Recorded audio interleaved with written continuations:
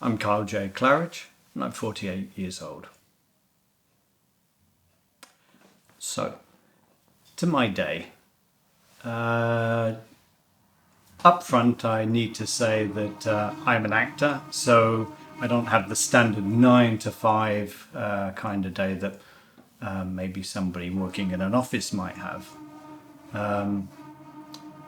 But additionally, I have mental health problems, particularly with depression caused by PTSD. So that kind of makes for a rather erratic chronology of my day. But in general, I usually get up at about 4:30. I only need a few. I'm only used to a few hours sleep, and then I will turn on my computer. I'll go into the kitchen and make myself a cup of tea, and then I will check my emails, messages, and what have you. Usually, then I'll have another cup of tea and start looking at what's going on around the world. Look at the news. I have traveled a lot, so I've got friends in lots of different time zones, some to the east and some to the west, which means more or less around the clock there's any number of people I could be talking with in any number of languages. Usually then I will watch a short documentary or a short episode of some program online, and then I will get up and either go for a walk, generally along the beautiful Clyde here in Glasgow, or I will go for a run around Glasgow Green or so. I used to be a marathon runner, so I like to try and keep up with that a little bit, and that's a nice time of the day for it. Then I'll return back home, usually at 7ish or so. I'll do a little bit more online, look at correspondence.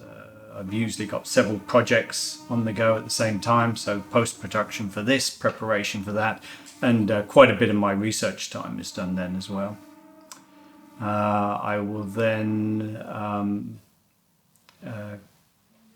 get up properly and freshen myself up. But first I'll go into my bedroom and do some exercises. I have some weights and stuff, and I'll usually work out there for about an hour just to keep myself in form, which is particularly important. I'll then freshen myself up and go back to the computer and work on lines for whatever project I'm particularly working on at the time. And following that, I will usually sometime around 10 o'clock or so go into town, do some shopping, generally make my way to CEX, so I like films, and then take the scenic road home, all over. I'll get back at about 12 or 1 o'clock, and then I'll usually have a bite to eat. I don't generally eat breakfast, maybe on a Sunday sometimes as a treat.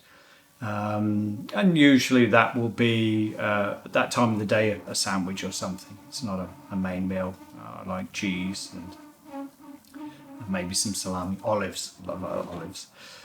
And then I will gradually get ready. I'm currently working on a play in Edinburgh called Conspiracy. So I'll make my way to the bus station, get a mega bus there, and it will the rehearsals, depending when they start, will either go on to 6 o'clock or about 9 o'clock. So that's quite an intensive rehearsal period, but it's very effective. The current play is about group of high-ranking Nazi officials coming together in 1942 at Wannsee, and in 90 minutes basically deciding the fate of the Jewish population. Final solution, as they called it. And it's incredibly powerful, and it's a wonderful part and a wonderful group of people. After that, I'll head back on to the bus station and make my way roughly an hour and a half later back to Glasgow, gradually mosey on home, and then I'll usually make myself something to eat when I get here. Possibly with a bottle of wine. I generally cook a pie or some sort of noodle dish, occasionally Chinese. I like cooking when I do cook. Then I'll sit down and watch a film or something. A couple of hours, then I'll catch up with the last of my emails for that day and prep stuff for the very next day. Talk to some of my other pen pals, and then I will gradually try and settle myself down to watch something relaxing so I can sleep, because of my condition of hypervigilance. It means I tend not to sleep very well. The more you sleep, the more vulnerable you are. So I'm never in too much of a hurry. And I'll watch a film or check some stuff out online until whatever time it is that I start to feel really tired, which is generally around 2-3 o'clock. And then I'll usually fall asleep on the sofa because I'm there's more to do in the living room, and because my bed's rather big just for me. So that's pretty much my day.